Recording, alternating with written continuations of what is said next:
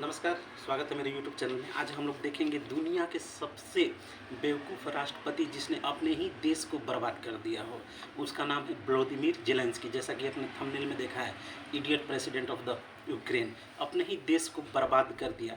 यह एक कॉमेडियन है, यह एक एक्टर है, पटकथा लेखक है, राइटर है, निर्देशक है, ठीक ना। और मान लीजिए कि नायक फिल्म में अनिल कपूर जी ने बहुत अच्छा एक्टिंग किया, ठीक ना। महाराष्ट्र की सारी समस्याएं दूर कर दें, तो क्या उनको महाराष्ट्र का मुख्यमंत्री बना दें? संभव नहीं ना है कि भाई वो एक्टर है, ठीक ना। रियल लाइफ और रियल लाइफ में बहुत ज़्यादा अंतर होता है। तो इनकी कुछ फिल्मों में स्वाति स्वाति इसके बाद servant of the people, office, romance our time, love in the big city और जेवेस्की वर्सेस नेपोलियन, ये कुछ प्रमुख फिल्में हैं। इन्होंने राजनीति से पहले कानून की डिग्री ली है और एक मीडिया प्रोडक्शन हाउस है इनका, केवर्टल 95।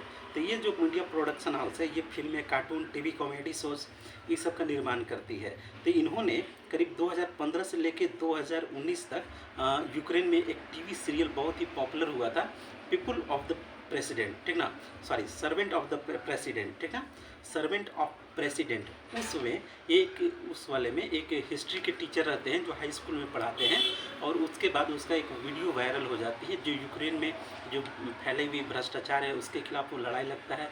फिर उसके बाद वो उसी टीवी सीरियल में, ठीक ना, वहाँ का राष्ट्रपति बन जाता है। इस टीवी सीरियल की इतनी ज़्यादा लोकप्रियता हुई कि वहाँ के यूक्रेनी लोगों ने उस कॉमेडियन को, उस एक्टर को उठा के वहाँ का राष्ट्रपति बना दिया, और राष्ट्रपति में 73% मत हासिल किए हैं। समझ लीजिए, जनता भी कुछ कुछ दिमाग से थोड़ा सा पैदल ही है कहेंगे। एक एक्टर को नेता बनना और नेता के रूप में सफल हो जाए, ये संभव नहीं होता है। भारत में भी ढेर सारे हैं एक्टर हैं जो नेता बनने आते हैं लेकिन नहीं, असफल हो जाते हैं। नेतागिरी फुल टाइम प्रोफेशन है, बहुत ही इसमें दिमागी सूझबूझ, राजनीतिक कौशल चाहिए, कूटनीतिक व्यवहार चाहिए, जनता से संवाद चाहिए, ढेर सारी चीज़ें होती है। तो कुल मिलाकर इन्होंने क्या किया है, बेवकूफ़ राष्ट्रपति इसलिए कह देता हूँ क्योंकि इसने पहली बात कि पूरी तरह से यूक्रेन को बर्बाद करवा दिया। दूसरी बात कि कॉमेडियन एक्टर है, वो तो खैर उसका प्रोफेशनल है, कोई बात नहीं, लेकिन इनमें राजनीतिक सूझबूझ और कूटनीति का बहुत ही घोर अभाव है।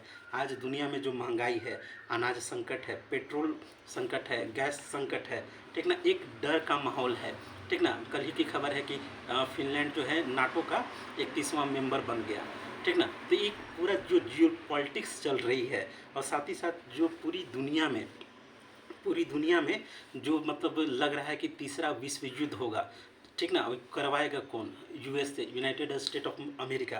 तो कहीं ना कहीं यूक्रेन वार से ही ये समस्या पैदा हुई है, ठीक ना। यूएसए जो है सभ्यता का दुश्मन है, इनेमी ऑफ द सिविलाइजेशंस अगर कोई है तो यूनाइटेड स्टेट ऑफ अमेरिका है, ठीक ना। आज जितने भी दुनिया में सैनिक संधियाँ स्थापित हो रही है, ठीक ना, जैसे नाटो है, नाटो का विस्तार, भाई नाटो का तो विघटन हो जाना चाहिए था, लेकिन विघटन जब से यूएसएसआर टूटा है 1991 में, उसी समय टूट जाना चाहिए था, नाटो को हट जाना चाहिए था, लेकिन नाटो हटा नहीं, वो उसका विस्तार पूरे रूस की बाउंड्री तक हो गया।